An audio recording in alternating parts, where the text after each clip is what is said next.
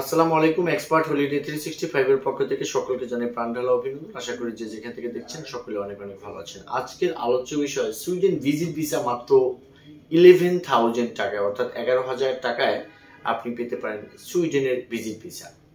তবে আলোচনা পূর্বে আন্তরিক রিকোয়েস্ট চ্যানেলটি সাবস্ক্রাইব করে রাখবেন যাতে করে নেক্সট ভিডিওগুলো আপনি খুব সহজেই পেতে পারেন। এছাড়া আপনাদের যদি কোনো মূল্যবান মতামত থাকে চাইলে কমেন্টস বক্সে টাইপ করে রাখতে পারেন। আমি সময় সুযোগ বুঝে আপনাদেরকে একটা অ্যান্সার দেওয়ার চেষ্টা করব ইনশাআল্লাহ। বাংলাদেশ থেকে বর্তমান সময়টাতে যারা আসলে সেঙ্গেনভুক্ত কোনো একটা কান্ট্রিতে যেতে চাচ্ছে এদের জন্য বেস্ট একটা সুযোগ কিন্তু সুইডেন ভিজিট ভিসার জন্য অ্যাপ্লাই করা। কারণটা হচ্ছে যে আমরা জানি যে বর্তমান সময়টাতে যে সমস্ত দেশগুলো আমাদেরকে ভিসা প্রোভাইড করছে এদের মাঝখান থেকে খুবই অন্যতম এবং জনপ্রিয় হয়ে উঠেছে সুইডেন। বিকজ আমরা লাস্ট 3 থেকে 4 মাস বা 6 মাসে প্রচুর পরিমাণ সুইডেন ভিসা বাংলাদেশিরা পেয়েছেন, ভবিষ্যতে আশা করি অনেকেই আরো পাবেন। এখন যাই হোক, আজকের আলোচ্য বিষয় হচ্ছে যে আপনার 11,000 টাকা আপনি কিভাবে সুইডেন ভিসা পেতে পারেন, এরকম একটা প্রশ্ন কিন্তু অলরেডি যারা দেখছেন তাদের মনের ভিতরে কিন্তু আসলে বেঁধে আছে। বন্ধুরা, আপনারা জানেন যে ঢাকা বোর্ডার টাওয়ার লিফট 7-এ সুইডেন এম্বাসি অবস্থিত। তো সুইডেন এম্বাসিতে আপনার কাছে থেকে কিন্তু কোনো এক্সট্রা টাকা নেবে না। আপনি যদি মনে করেন আমাদের ভিডিও অনুযায়ী ডকুমেন্টসগুলো যদি পরিপাটিভাবে সাজিয়ে মাত্র 11,000 টাকা ভিসা ফি দিয়ে আপনি যদি আপনার পাসপোর্ট জমা করে ফেলেন, যদি আপনার পেপারসের উপর তারা যদি খুশি হয় এবং এই পেপারস দেখে যদি মনে হয় যে আপনি অ্যাজ এ জেনুইন ট্রাভেলার, সেক্ষেত্রে অনলি এই 11,000 টাকাই আপনি পেয়ে যাবেন সুইডেনের ভিজিট ভিসা। এরপরে যেতে হলে আপনাকে শুধু খালি প্লেন ভাড়া, যেটা প্লেন ফেয়ার, ওইটা আপনাকে খরচ করতে হবে। বন্ধুরা, এখন আপনি বলবেন যে আপনি ডকুমেন্টস গুলো কিভাবে রেডি করবেন বা কোন কোন ডকুমেন্টস প্রয়োজন বোধ করেন।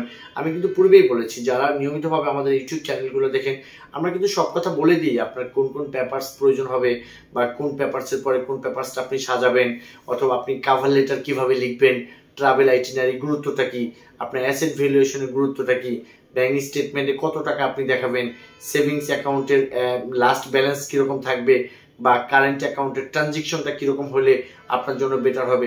সার্বিক সব পরিস্থিতির উপরে যদি আপনার কাছে এরকম একটা বেস্ট আইডিয়া থাকে অথবা আপনি যদি এই কাজগুলো জানেন, তাহলে আমি বলবো মাত্র 11,000 টাকাই আপনি পেয়ে যাবেন সুইডেনের মতো দেশের একটা ভিজিট ভিসা।